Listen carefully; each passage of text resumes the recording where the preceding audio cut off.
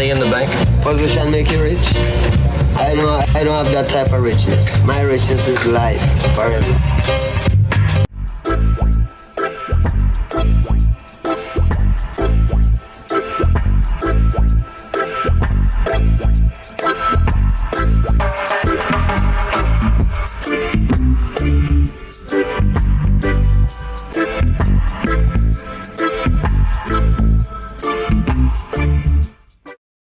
Jamaica, make we do the right thing. Make we live good today for a better tomorrow. Talk it out. Don't fight it out. The time by the Ministry of National Security is 6:30.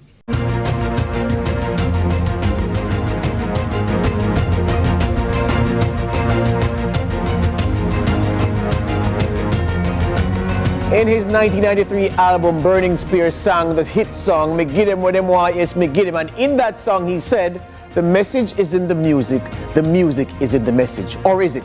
Has reggae music lost its message? And is that why reggae is taking increasingly a backseat on the global space, even as Bob Marley continues to endure as the foremost exponent of the art of the sweet, sweet music that the world has come to know and love? Why is reggae not as forefront and as foremost as it once was in decades past? I'll have that discussion this evening with two gentlemen and an artist who are eminently qualified to pronounce on the subject. Lead Story starts now.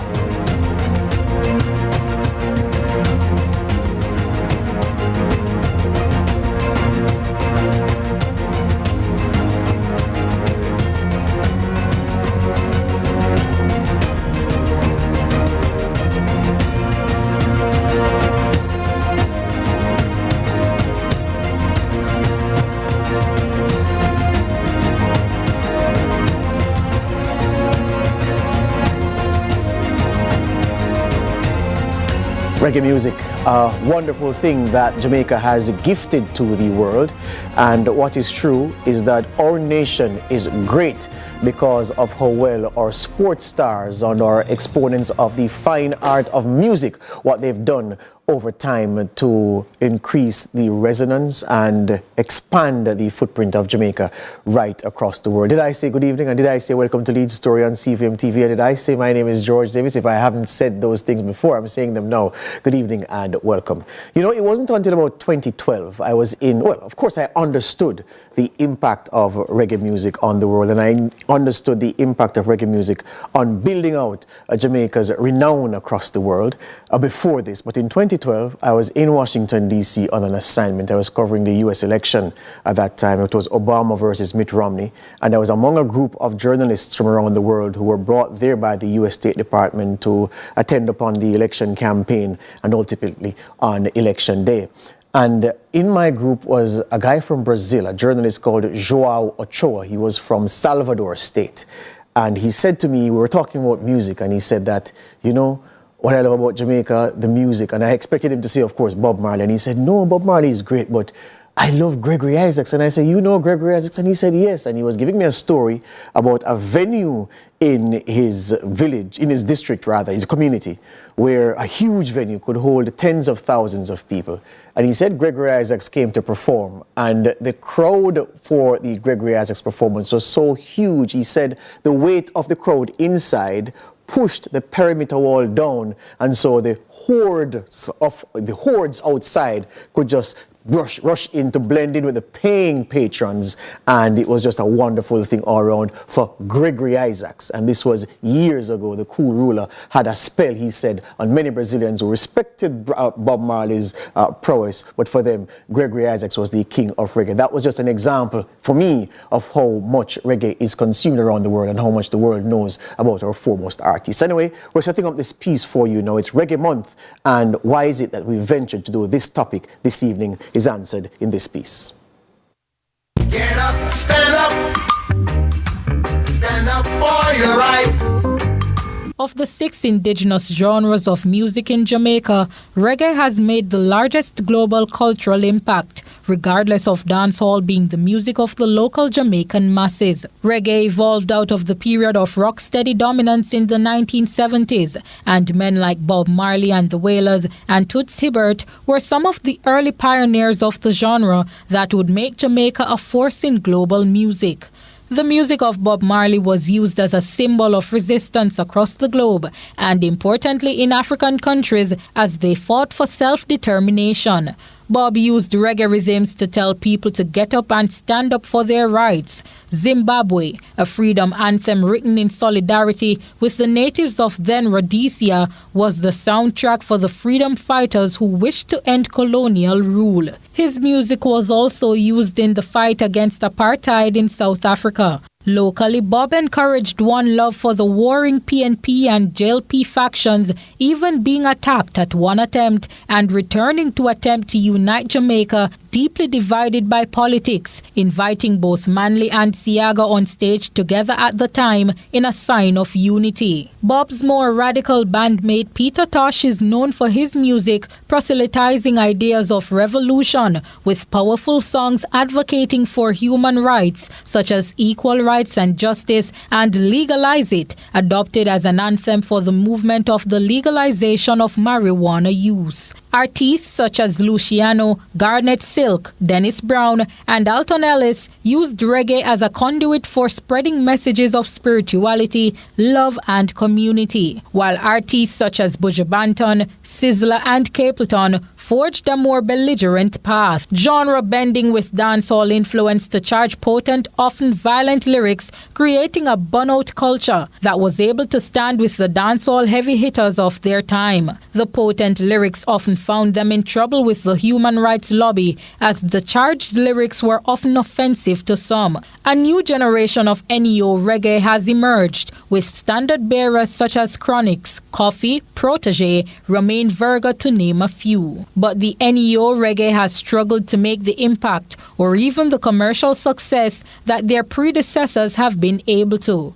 Reggae, once the most popular black genre of music, struggles to create superstars and chart globally or create mass impact as before, even though the world still faces issues of inequality and injustice as it did before. And as for equal rights, well, that has a different connotation in Jamaican music now. But why? Has reggae lost its core message? Is the delivery of the message not resonating? Or has the world turned their back on reggae for other genres? Or has reggae turned its back on the message it once so melodiously delivered to the world? We discuss on Lead Story. Get up, stand up. Has reggae seen its best days is perhaps the way to boil down the question. I'll have two eminently qualified gentlemen to pronounce on the subject after this break.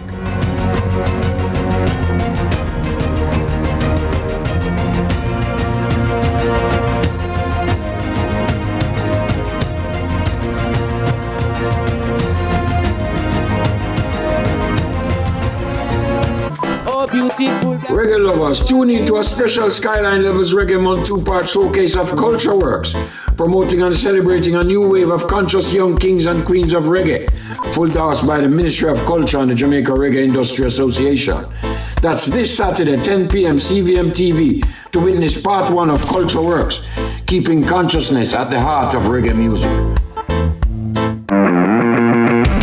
Sports should be fun. Sports should be interesting. Sports should be entertaining. Sports should be riveting. This is CVM Sports. I'm Jordan Ford.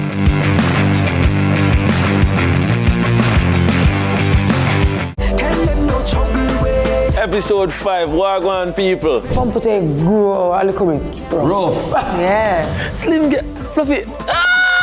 That's cool. We're not going out, you know. Sometimes gotta have to break your heart to save your soul. Aye. More well, me feel go son a dodge. Click, click, pow. That must tell you something. You won't get a soft girl. You're gonna get the girl who gonna rough up the devil and beat him like a drum. What an energy. Listen. Celine, make we do it now. Road time. Tell them no trouble.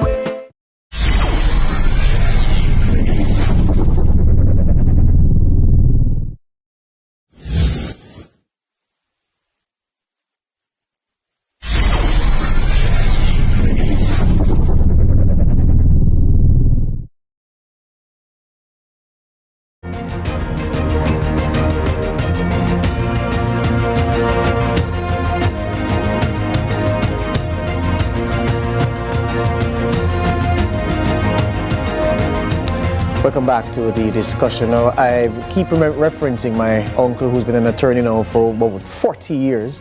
Doesn't go to the courtroom anymore these days. He doesn't have to. He stays home and he does his work from there. And he said something to me many years ago. He said, nephew, there is nothing original under the sun. So when we talk about lack of originality, he always shakes his head and says, well, that's a wrong way to approach any conversation, because the world has been this old for a long, long time, so there is hardly likely to be anything that has never been done before.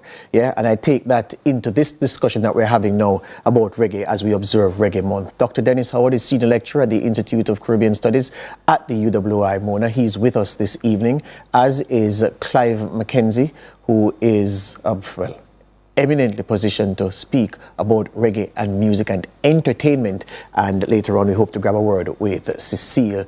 Dr. Howard, Sir Clive, good evening. Welcome to the program. Thank you. Good. All right. I flipped a coin. It landed on you, Dr. Howard. So we'll start with you. Simply put, has reggae's time come and gone? It absolutely not. The IFPI, which is the International Federation for Phonographic Industry, last year did a survey as to what are the top genres in the world globally, and reggae made it. So I don't know where anybody is heralding the demise of reggae, because it is still one of the most popular genres globally. That doesn't mean that Jamaicans are at the forefront, but in terms of reggae being dying, even from the Jamaican perspective, the message is still there. You just want to listen to people like Chronix, Kabaka Pyramid, Protege. Protege did an awesome song. The first one along that line was Blood Money. Yes. Now he has 30 million, which is an amazing song, a social commentary of what is going on right now. Lila Ike, and we can name a bunch of them. So the message is still there. It is this thing that we listen to the noise in the market. Dr. Howard seems to have, well, the connection seems to have gone bad. He was just saying we listen to the noise in the market. And the noise in the market is... Hello?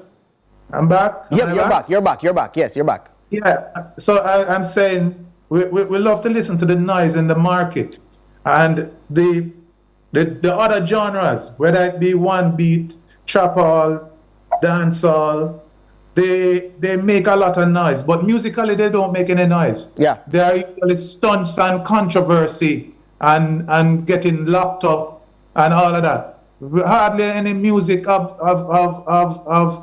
worth sometimes is being done, because the music is so indispensable. Yes. So we don't focus on the solid work that reggae is doing. Tyrus Riley, they are still touring. Yes. When the summer tours come along, no dancehall artists or one beat artists not touring to the big major festivals, It's reggae artists. So I beg to differ. Reggae is alive and well. Yeah. Clive, I always defend reggae by saying to people, okay, which music form, which was popular in the 70s, 80s and 90s, is still ragingly popular now? And I've always met with blank silence. And I say, so why do you say reggae is dead when reggae was alive in that era and eras after and is still around now? It's not as if, relative to anything else, reggae has gone beneath the sheets. Like any other great genre, reggae has undergone changes. But I want to go back to something that Dr. Howard said, which is that reggae is very popular across the world, even sometimes when the movement is not being led by Jamaicans. Because I think sometimes we tend to conflate the popularity of the genre with the predominance of Jamaican exponents. And that might not necessarily be the case, because you have a number of artists across the world that are doing quite well, including Jamaican acts that are doing very well across the globe, and they are people who might not, some of them, might not be classified as Jamaicans. And I think that is very important. So the music, the genre is doing well, even if artists from the sources of its origin are not doing as well as we would want them to.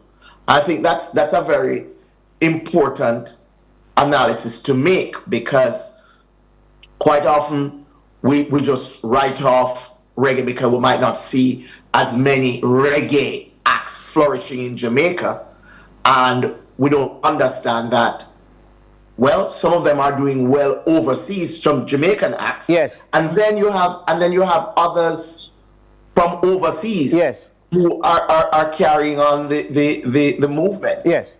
Hold that thought for me, Clive. I'm going to take a quick break and come right back. This is Deed Story here on CVM TV.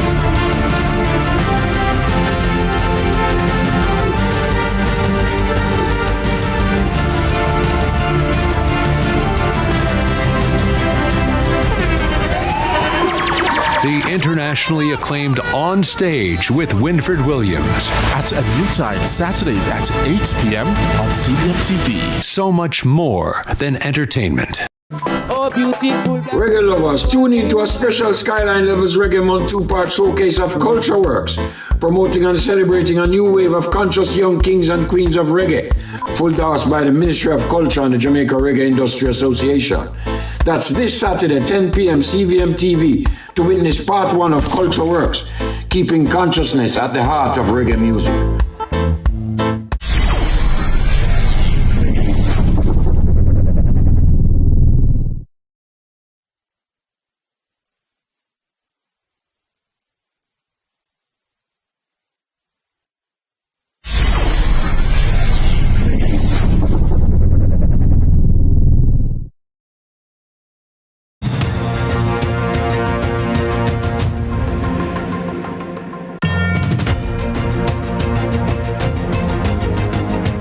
Back with us as we query whether or not the message has been lost in reggae. I have Clive McKenzie and Dr. Dennis Howard with me.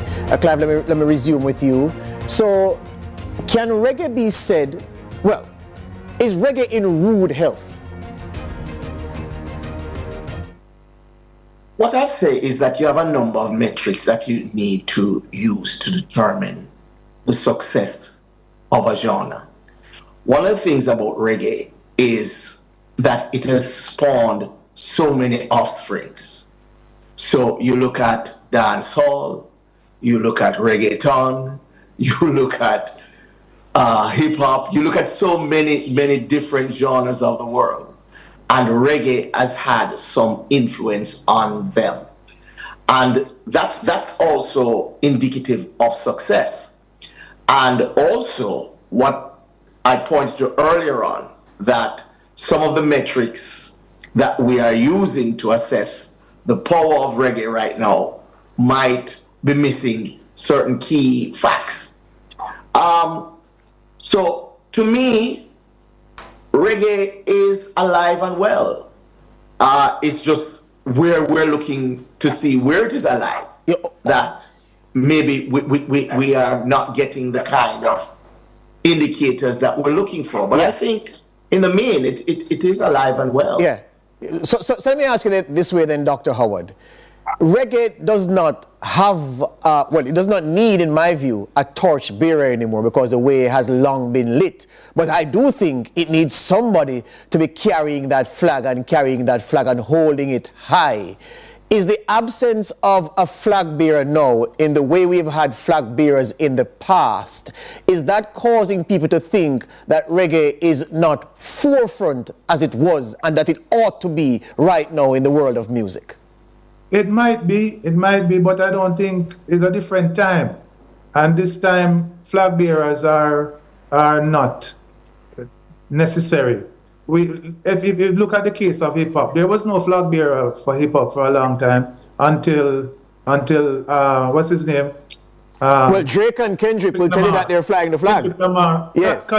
Kendrick and Drake, yes. Yeah, Drake. Well, in terms of the type of music that hip hop was known for, yes, it's only strictly Kendrick Lamar. Drake is more pop music type of thing. But what is respected and get critical acclaim? Yes, Kendrick's the man. Kendrick, and so in reggae, you don't really need no flag bearer because in most music across the globe, there are no flag bearers. The music change is not the same kind of focus on artists and artist development. It is no more using the music to attract other platforms and to maximize your reach. So you get into movies, you get into all kind of different things and start invest and all of that. So it's a totally different time. And our still the biggest flag bearer we can have, we still have him, Bob Marley. Yes. We don't need anymore. And the thing is, maybe the standard has been set so high that it is hard for us to really, I think maybe what we're doing the measurement against might be, just a little bit too high. No, but hold on, Clyde. Let me prod you on that. Let me prod both of you on that because both of you are going in the same place. Good. But here's the thing. Look, the supremacy of Bob Marley can't be argued against. Only a fool would do that, and there are no fools here. But here's the point. I can appreciate a movie being made now for gentlemen of your respective vintage and even mine, yes? And Bob Marley is laying in the soundtrack. It's part of the score of the film. But for a movie made, directed at audiences 16 years old and under, or 21 and under, it should not have a Bob Marley soundtrack. So the point I'm making about the flag bearer is this. Who is that reggae artist whose music would be appealing enough that someone making a film for people 21 and younger, 16 and younger, is going to put their music in the soundtrack because their music is so popular that people around the world will watch that film, hear that and say, so-and-so is in that soundtrack. I'm going to watch that movie just for the fact of enjoying that. Who? We've had artists who have had great success, if you're talking chart positions. I mean, Sean Paul, not so recently, but I mean, that was significant. I mean, you're talking big numbers. Shaggy had big numbers in terms of his performances. But those are outside the demographic, Clyde, and that's the point I'm making. Those gentlemen, their records can't be argued against either. I'm talking about 21 and younger now, 16 and younger now. Who is that guy or lady? Who is that figure in reggae music? So we can talk about Junior Gang. We can talk about Lutan Fire. You see again, stop listening to the noise in the market. We can talk about them, all of the Marley brothers. They are big. When they tour, they just come off a tour.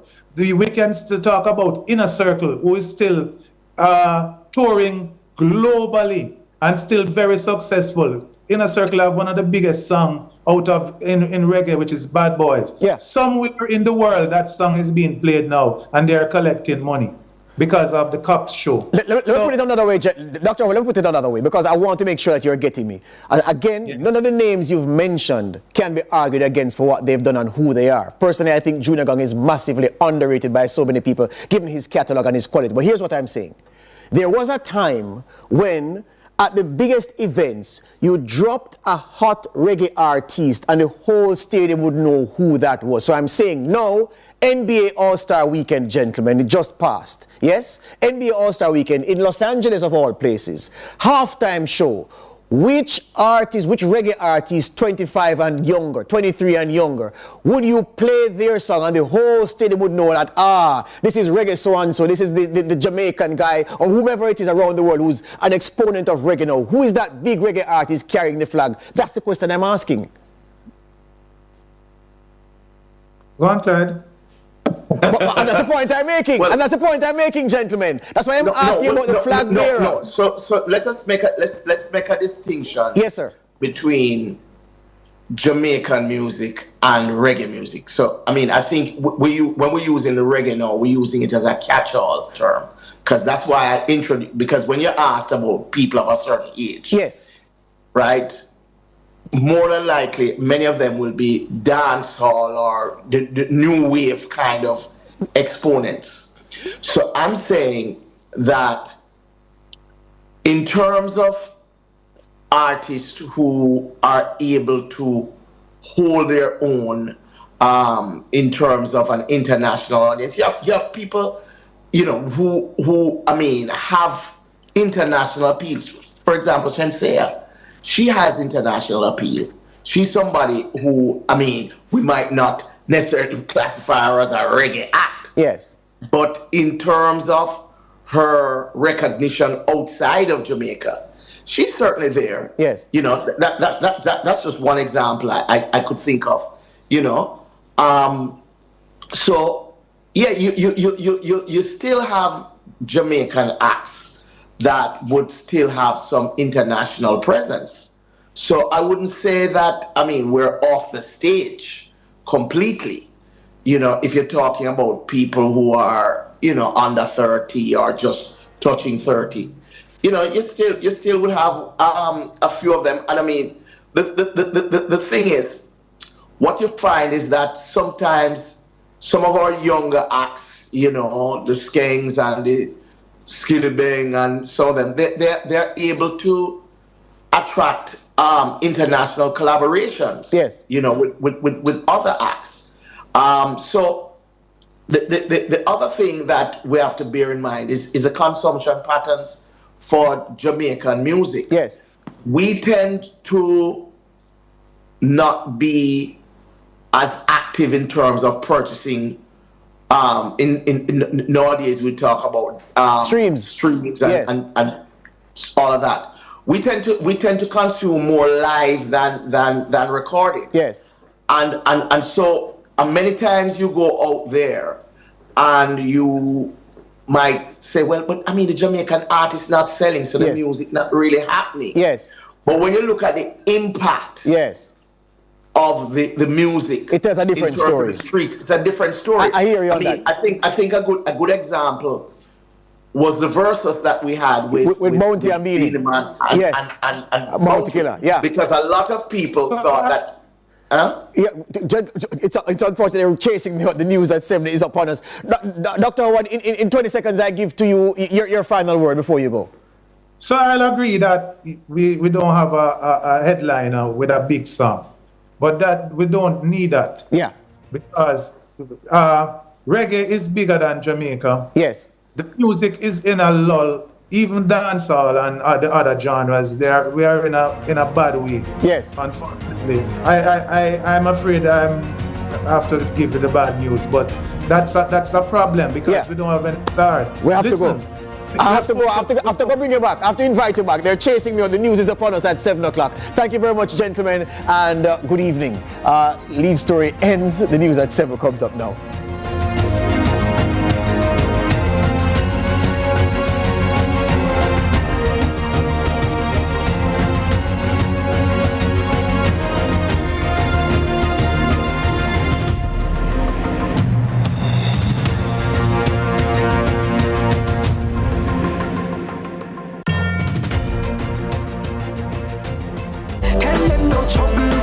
Episode 5, Wagwan people. Pump to grow a little bit. Rough. Yeah.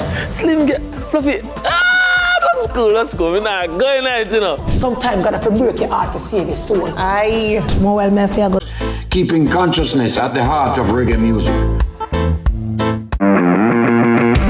Sports should be fun. Sports should be interesting. Sports should be entertaining. Sports should be riveting. This is CVM Sports. I'm Jordan Floyd.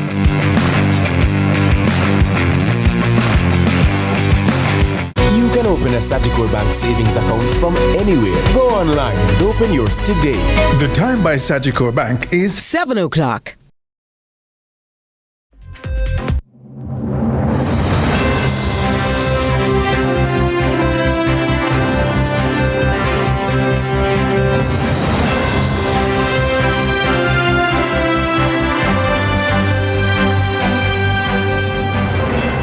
Tonight in CVM News at 7, government moves to ease egg shortage.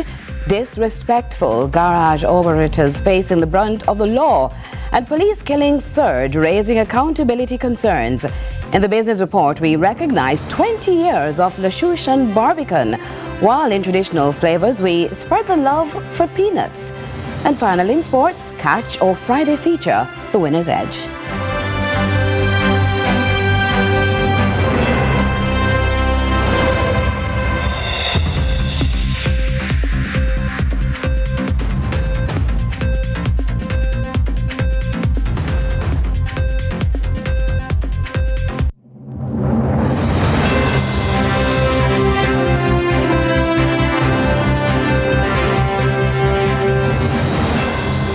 Good evening from Kingston, Jamaica. This is CVM News at 7. It's Friday, February 21, 2025. Thanks so much for joining us. I'm Curlin Brown. Well, the country continues to face an egg shortage, with production expected to drop by 26% in the first half of the year. The impact is already being felt with higher prices and limited availability on supermarket shelves.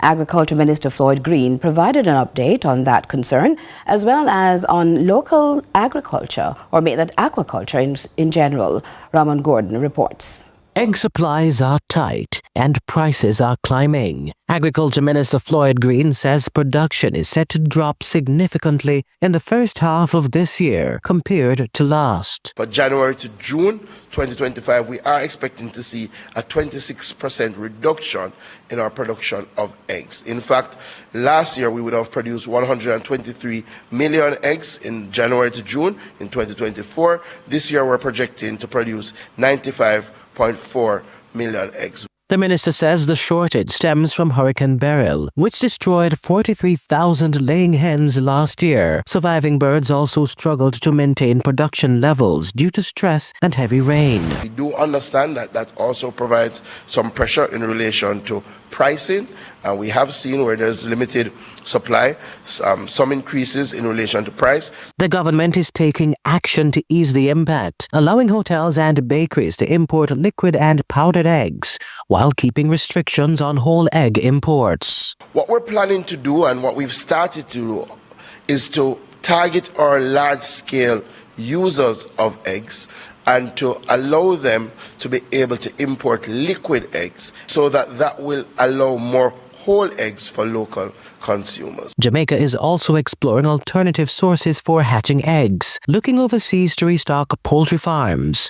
Egg production is expected to stabilize by July. Meanwhile, the government's taken another major step towards food security. We are focusing a lot of attention on aquaculture and trying to ensure that we can feed ourselves by having a robust aquaculture sector.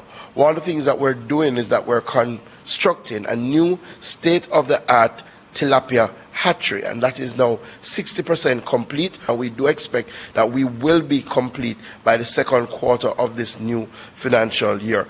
The solar-powered facility is designed for disease control and will help Jamaica cut fish imports while expanding our exports. Ramon for CVM News.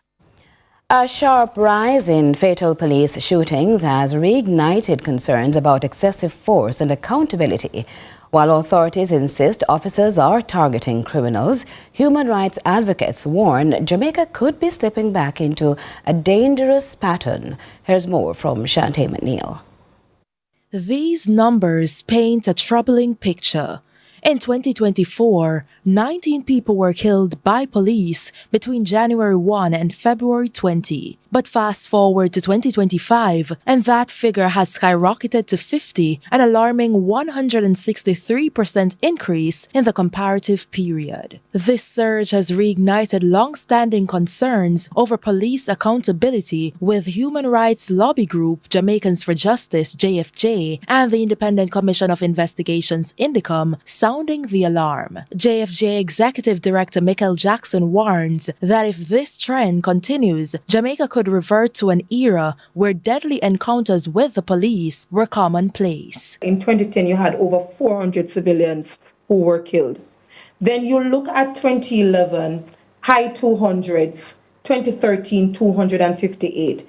If we start computing the numbers about this trend that we see emerging, the point that JFJ is making, we see the possibility, and we were very conservative in saying that we run the risk of having some 250 civilians killed. She highlights that her major concern is the underuse of the 740-plus body-worn cameras deployed across Jamaica Constabulary Force, JCF. She argues that if operations are as strategically planned as the police claim, there should be fewer fatalities, not more. INDECOM Commissioner Hugh Faulkner takes it a step further, insisting that strategic planning should also include measures to avoid unnecessary deaths. Planned operations are not chance encounters. They are planned. In other words, all the contingencies, if there are injuries, medical necessities, can be considered and planned. The location where the officer is going is planned. The routes they can take to that location is known. In terms of the training, specific training can be done for that particular operation. All the risk assessment, all the strategic planning can be done. Any obstacle, any limitations. Meanwhile, National Security Minister Dr. Horace Chang explains that mandating body-worn cameras isn't as simple as it seems, though efforts are underway to create a centralized system to support their use. If there's nothing to support them, they have very little value to the system. And if you try to set up an individual silo, it doesn't make sense either. Ultimately, you have to change that. Or if you have a telephone, you look, touch screen, it's whatever you touch on the screen that comes up. You have to have inside of it the brains to make it work. And that's all the C5 is, that we are providing the police with a central point where we can collect the data and make them even more efficient than they are today. According to INDECOM, 24 JCF officers were charged in 2024, 8 of those cases involving fatal shootings. Shantae McNeil, CVM News. To a story now, our news team is tracking. The Trelawney police are currently on the scene of a motor vehicle incident in which a truck overturned onto a motor car. Up to news time, no fatalities have been recorded. The Trelawney Police Superintendent Winston Milton says the authorities will maintain a presence at the location. They have police personnel from the Trelawney Division along with members of the Jamaica Fire Brigade on location at Cotton Tree in Trelawney, where an articulated vehicle overturned on a private motor car. We are yet to confirm whether or not there were any occupants in the vehicle. We currently have persons on the scene trying to offload the truck so that it can be righted and lifted off the motor car. We're in the process of regulating traffic as we speak. We're advising motorists using that area to be extremely careful and to expect some delay, as the area can only facilitate single-lane traffic. We're also advising them to obey the signals given by personnel on the location regulating traffic. Head of the Trelawney Police there, and the police are probing the death of a former member of the Jamaica Constabulary Force earlier today. The incident reportedly occurred sometime around 10 o'clock. Trisha Gay Kelly has the details. The Jamaica Constabulary Force and the family are now mourning the death of a former police officer. The news came on Friday, just 4 months after she retired from the force. Reports circulated that a police officer had accidentally shot herself. However, the Sentan police have since clarified the allegations. The information received that this morning she went to the Fire and Licensing Authority, where she retrieved her firearm, personal firearm. She had chartered a vehicle to the location and was traveling back to her private quarters in this said motor vehicle. When on reaching Exchange in the vicinity of Antamount, the driver heard when the firearm was charged and subsequently heard a loud explosion. That's when the driver realized the ex-cop had shot herself in the head. The driver then rushed her to the St. Anne's Bay Regional Hospital, where she was pronounced dead. One resident shared that the victim was seemingly fighting many silent battles. I know Elsie as a good person, a person you can talk to, somebody who you can call to. You understand?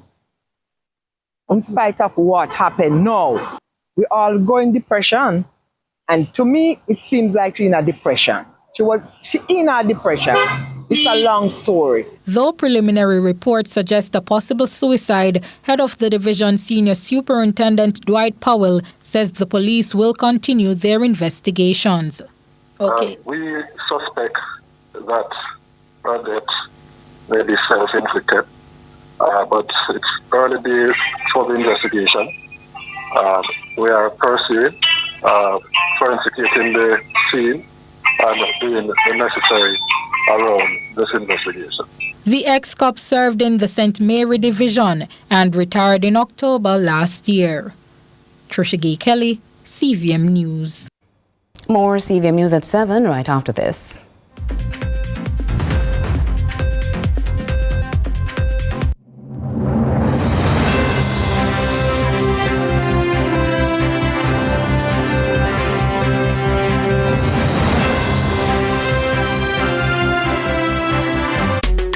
Do it for your best life. Go check your HIV status. So keep your life trending, no pretending. Me I tell yourself do it for you, do it for you. Every time you are link with a condom, coulda Ozzy, coulda wife, coulda be a random. Condom connect and protect your profile. Be your own fan. Do it for your best life. Do it for your best life. Don't put yourself at risk. Condom connect every time. Do it for your best life. Oh, beautiful. Reggae lovers, tune in to a special Skyline Levels Reggae Month 2-part showcase of Culture Works, promoting and celebrating a new wave of conscious young kings and queens of reggae, full endorsed by the Ministry of Culture and the Jamaica Reggae Industry Association. That's this Saturday, 10 p.m. CVM TV, to witness part 1 of Culture Works, keeping consciousness at the heart of reggae music. CVM TV and live Jamaica Premier League action on a Monday night. A match made in heaven. We call it Monday Match Night. Catch all the hard-pounding JPL Monday night action from now until the end of the season on CVM TV's Monday Match Night. Matchday Mondays at 7:45 to 5 p.m. with rebroadcast Tuesdays at 10 a.m. Nothing else can quite match up. Monday Match Night, powered by Sunshine Snacks and ABC Electrical.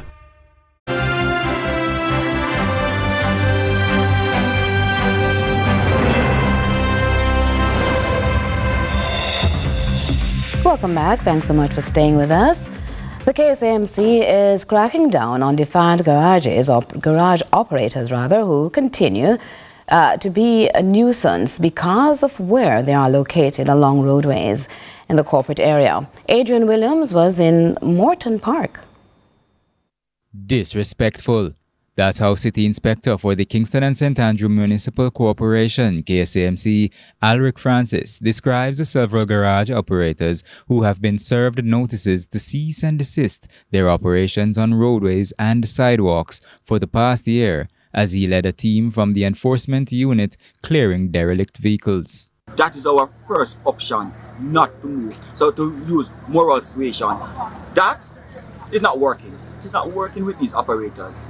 They continue to turn a blind eye to the notices. They continue to turn a blind eye to the warnings. As a matter of fact, they have been very disrespectful to the officers when they come out. So guess what? We are no longer using moral suasion. We're removing your vehicles and we're taking them to the dump. Francis believes the matter is getting out of hand and needs to be taken to the next level.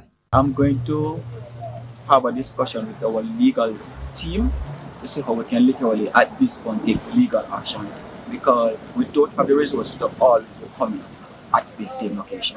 Operators who fail to comply to the notices will have their vehicles towed away to the dump, as the KSAMC does not have enough space to store them. But listen now, the Kingston and St. Andrew Municipal Corporation, we do have storage areas. So if operators want to continue to operate on the roadway and sidewalk, note, when we remove the vehicles, we are taking them directly to Riverton City. So do not come to KSAMC and ask for your vehicles. We are removing them and we are taking them to the dump. If it is that you don't want your vehicles to end up at the dump, cease and desist your operations from the government roadway and sidewalk. Since the start of the year, 162 notices have been served to garage operators around the corporate area. Adrian Williams for CVM News. And the police continue to enforce policies at the White River in St. Anne, which was recently closed to prevent illegal rafting. However, to ensure all is well at the facility, senior members paid a visit to the area. Trisha Gay Kelly has our update. It's been a little over a week since the White River in St. Anne was closed to rafters who used the facility to earn a living. The river was closed to illegal rafting by the tourism product development company TPDCO. On Thursday, members of the Jamaica Constabulary Force revisited the area to ensure all protocols were being observed, as we hear from Assistant Commissioner of Police Gary McKenzie. Today is another visit to follow up and to see what has been happening in terms of the initiative that we had put in place already, and we seek to follow up on what has happened to ensure that we improve the general public safety and security of the area as it relates to it being a public space and the rafting activities. But ACP McKenzie explains this is only a fraction of the bigger picture, as there's more work to be done on the facility. The area itself needs to be organized much better. We also see some rafting paraphernalia in the river and so on that we have to discuss and to see what we do about them. That matter will be tackled in a joint effort. Head of the St. Anne Division Senior Superintendent Dwight Powell says his team will collaborate with TPDCO to address this concern. A few rafts that are still there, we intend to treat with those. And so TPDCO leading in terms of making contact with the raft operators. So it's just a few rafts that are still there, and we are confident that those will be removed. We are anticipating that within the next 7 to 14 days, the river will be free of those activities. Nevertheless, SSP Powell is grateful that matters did not escalate, in that the police had no need to intervene. The situation has somewhat regulated itself. And just let me use the opportunity to express my own thanks to those persons who were in the space that have since left the space. And so we want to thank them for their cooperation. And so we didn't have to use those kind of positive action to regulate the situation. The police will continue monitoring the space to ensure adherence to the recently implemented policy. Trisha Gay Kelly, CVM News.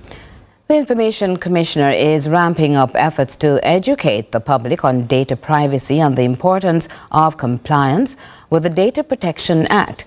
Now, while awareness is growing, questions remain on when enforcement will begin. Trisha Gay Kelly also has that story.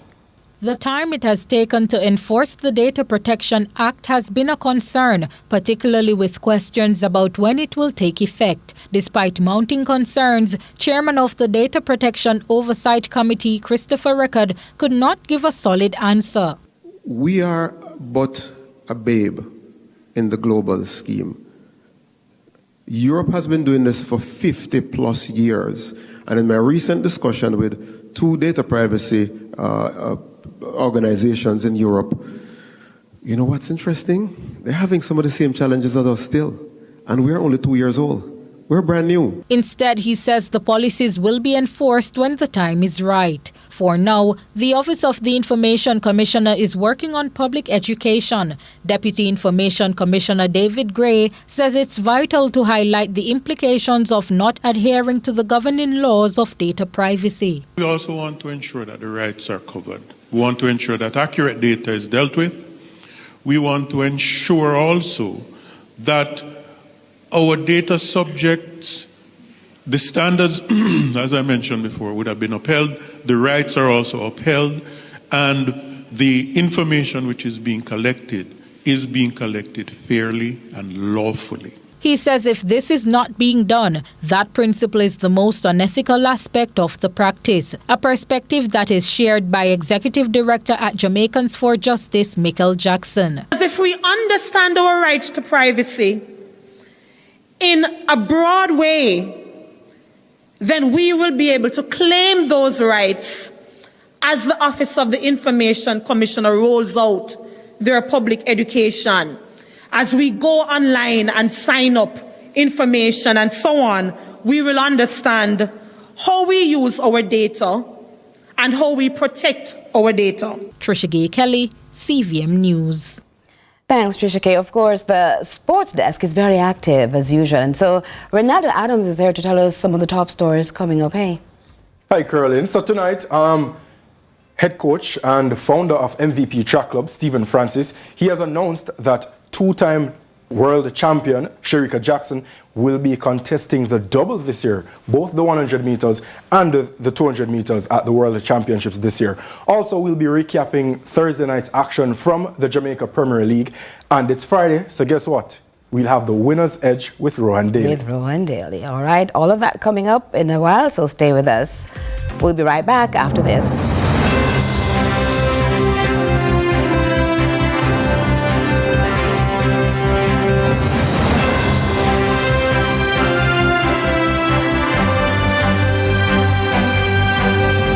The power of us. The power of us. I'm saying it one more time so it rings into your subconscious. The power of us. This is the theme for a Black History Month mini gala being put on by San Myrna Foundation. It's going to be held on Saturday the 22nd of February at the Police Officers Club at 34 Hope Road. Admission is $2,500. All proceeds go to charity. Stephen Golding, your guest speaker. Dee Burns, your special performer. And Miss Perdigran's son, your MC. Meet me there. Tickets available at Fontana Pharmacy in Waterloo and Barbican, Kaya Herb House on Lady Musgrave Road, and Amaraki Cafe by Constant Spring Golf Club.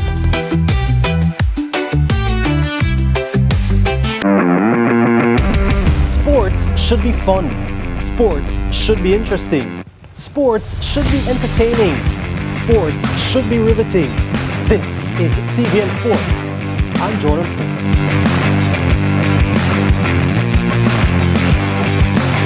Where the difference is made, where titles are decided, where respect is earned. Excel here and you could go down in history.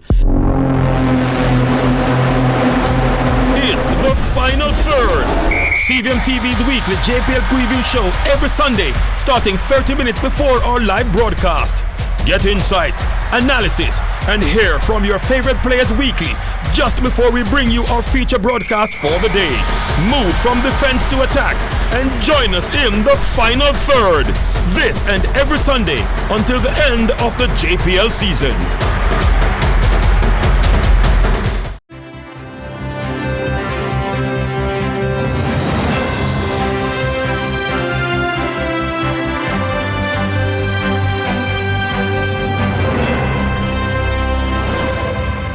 So glad you stayed with us, because the Scientific Research Council, the SRC, and the Jamaica Business Development Corporation, the JBDC, have given the nod of approval to a St. Catherine brand manufacturing company to add 3 Jamaican flavors to a crunchy, high-fiber, convenient protein snack that's good all by itself, but will also build a vibe as a buttery complement.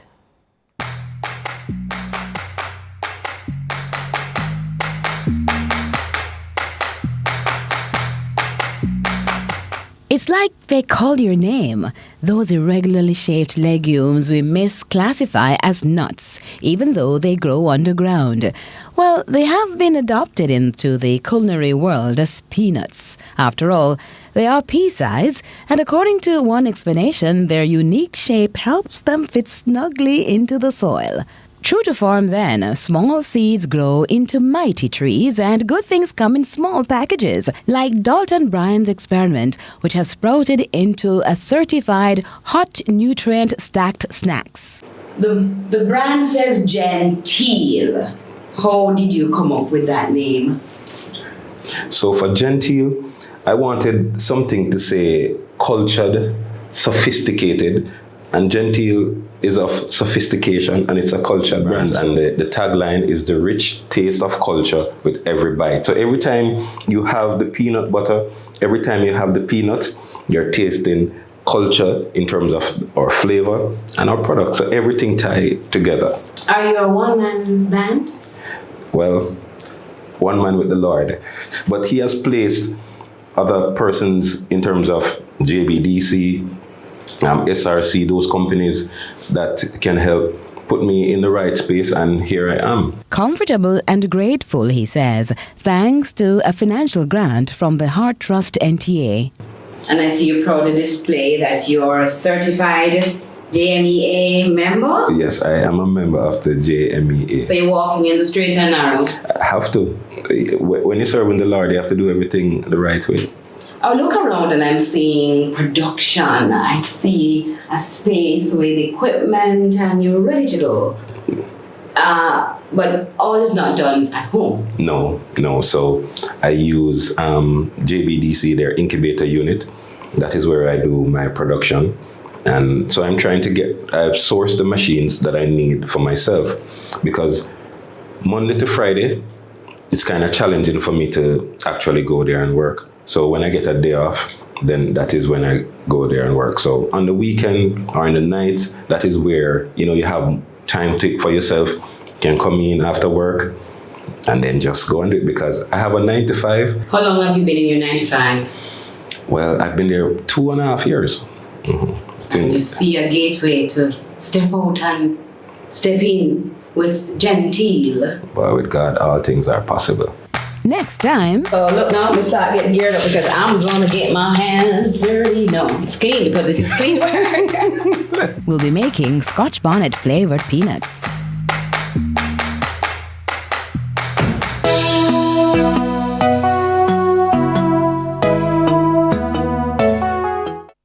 We'll continue after this with lots more.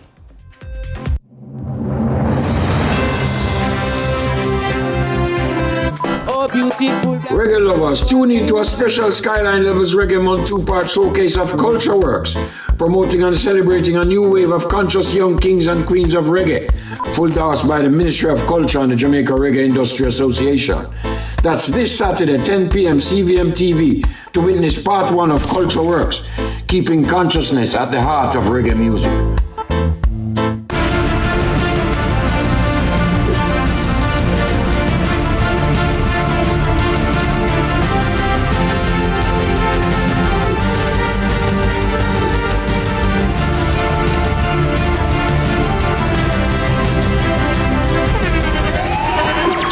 The internationally acclaimed On Stage with Winford Williams. At a new time, Saturdays at 8 p.m. on CVM TV. So much more than entertainment.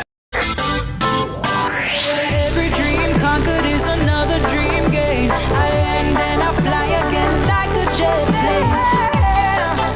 Headed straight in your direction. 'Cause I'm wiser, one step closer. I'm winning 'cause I work so hard. And the music is a play, and the people them I say we are my show tonight. Oh, what a feeling! Don't stop dreaming. Keep on believing in the power of the feeling. Whatever you want, take a chance. Song in your heart, step in your dance. You got a spark, don't fit it down. Shine your lights on. Where the difference is made, where titles are decided, where respect is earned. Excel here and you could go down in history. It's the final third.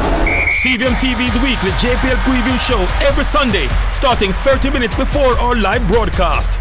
Get insight, analysis, and hear from your favorite players weekly, just before we bring you our feature broadcast for the day. Move from defense to attack and join us in the final third. This and every Sunday until the end of the JPL season. Do whatever the crunch you want with KFC's popcorn chicken. Now available in hot and spicy. KFC, it's finger licking good. The time by KFC is 7:30.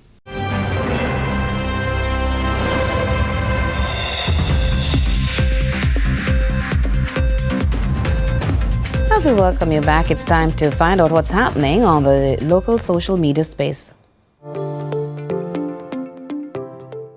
So, what's making waves on the internet today?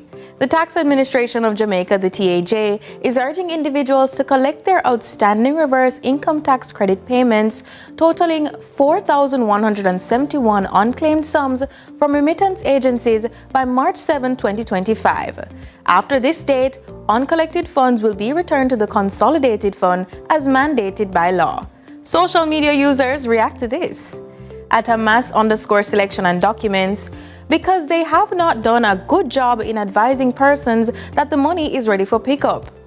At Butler Darian, yeah, and every time I go to collect mine, I keep getting the runaround. At Gray_Thompson says, them people don't want money. At Anthony_Swade29 comments, make me know if me can claim it for them. At Flowy's Creation says, them gonna foreign, boneyard or jail.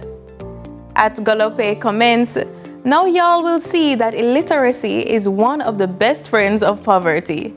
And that's what's happening online today. Continue to share your thoughts with us on X at CVM TV and CVM Television on Facebook. I'm Courtney Lewis.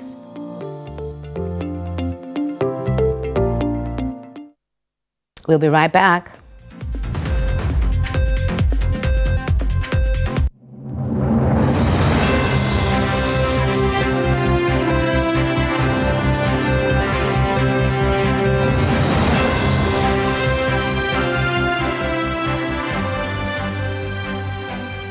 Where the difference is made, where titles are decided, where respect is earned. Excel here and you could go down in history. It's the final third. CVM TV's weekly JPL preview show every Sunday, starting 30 minutes before our live broadcast. Get insight, analysis, and hear from your favorite players weekly, just before we bring you our feature broadcast for the day. Move from defense to attack and join us in the final third. This and every Sunday until the end of the JPL season.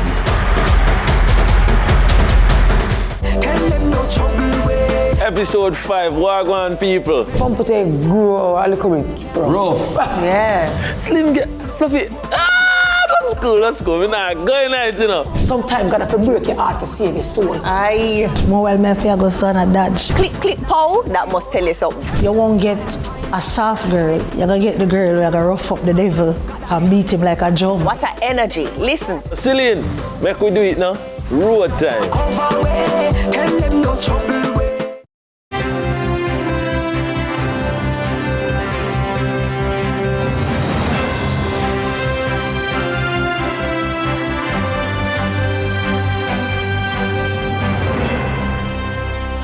Welcome back. Primary school students in South Manchester are gaining early exposure to technology through a significant investment in education.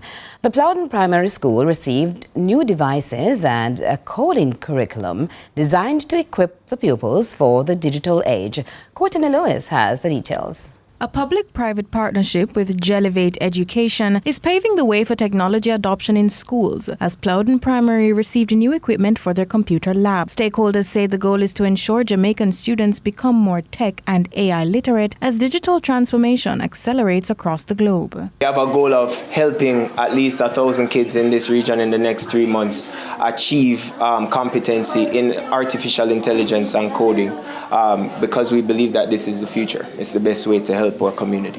100 laptops and 30 tablets were donated to the school, equipped with a 3-month coding-based curriculum. The partnership totals $750,000 invested across South Manchester's education infrastructure. The principal of Plowden Primary School, Karen Smith, says she believes the early technology adoption is highly beneficial for her students. I too am looking for the 3 months worth of work where my students can show me something that they have created on these laptops. South Manchester MP Robert Chin welcomed the investment, citing confidence in the constituency's education transformation. This curriculum will prepare them for that job opportunity that is to come. Prepare them to not only for the job, but they can also dictate and innovate how technology will go in the future. And that's why I'm so excited about this project. My vision is that South Manchester will become the Silicon Valley of this Western Hemisphere. He further encouraged students to embrace technology, especially when considering future career paths. The jobs of the future will be in technology. In technology. So gear your minds to that. If you're not thinking about it, I know that it is not one of your first choice now, students. Not one of your first choice. But just gear your mind towards technology. And you will be it will be well worthy, well paid in the future. Courtney Lewis for CVM News. Concerns are mounting over infrastructure in Falmouth, with urgent calls for better roads, cleaner public spaces and modernized markets. The PNP's caretaker for Trelawney North, Wickham McNeil, is urging the government to act swiftly, warning further delays could worsen the impact on residents and businesses. Wickham McNeil believes a strategic approach to improving Falmouth's infrastructure could transform the town while benefiting businesses and its tourism appeal.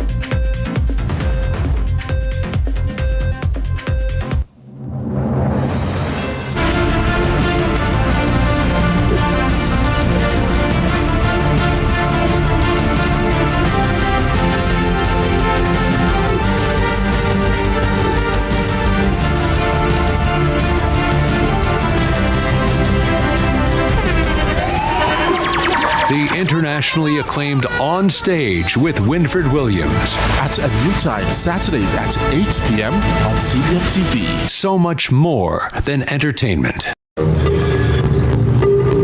Join my private room. Only $1,000 for a grand time. That I know me. We never said that. But who going to believe me? That is correct. $4,350,000. Yes, go ahead. $4 million? I never approved that. Yes, me I go doctor tomorrow. So me have to get the money today, no longer. Then no me face that. Me never make no record, I beg nobody no money. Deepfakes are AI-generated images and videos made to look and sound like people we know and trust. They're used to spread misinformation, destroy reputations, and are used to commit fraud and scams. Don't fall victim to deepfakes. Protect yourself. For more information, visit broadcastingcommission.org or scan